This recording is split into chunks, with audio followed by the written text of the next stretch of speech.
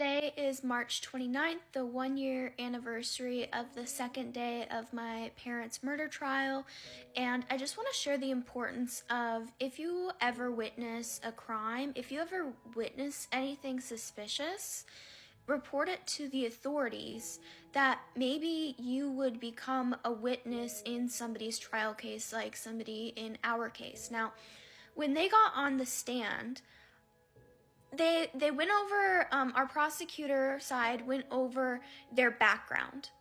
And I personally did not know who they were, nor did I know that they were a witness when they got up on the stand.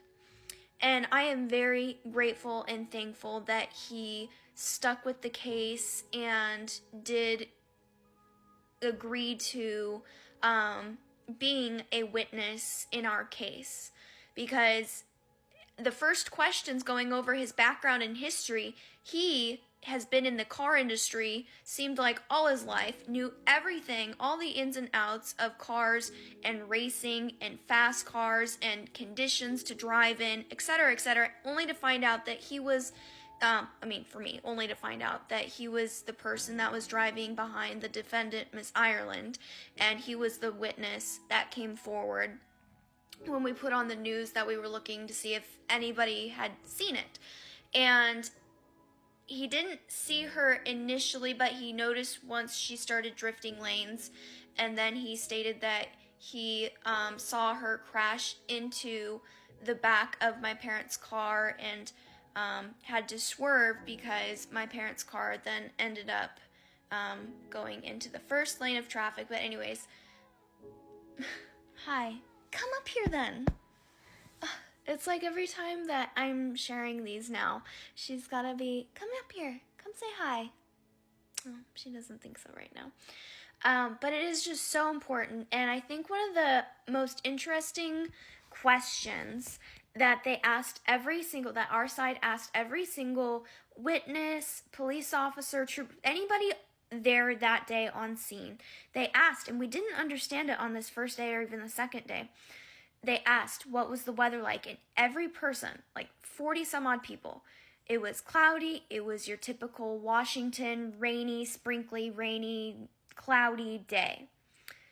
And I will get to that because, and I'll fast forward here for a second, because on day 4, the defendant, Miss Ireland, she got up on the stand and they read from her her first interrogation, and she said that she had her sunglasses on, the visor was down because it was just too bright. It was not a cloud in the sky, and it was just so bright, sunny, blue skies.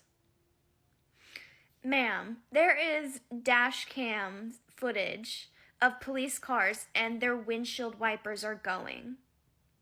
So that was, when that finally came out on the 4th day, like, that is why they've been asking every single person.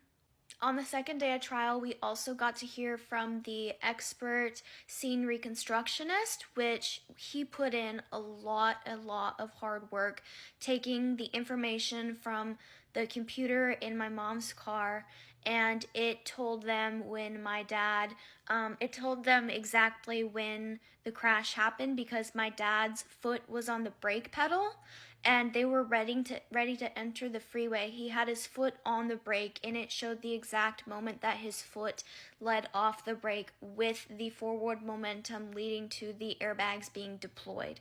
All those sorts of things, and it allowed them to backtrack because my parents' vehicle was pushed forward at a rate of 43 miles per hour. They were able to backtrack that the defendant, Miss Ireland, was going approximately in the 80 to 88 mile an hour range.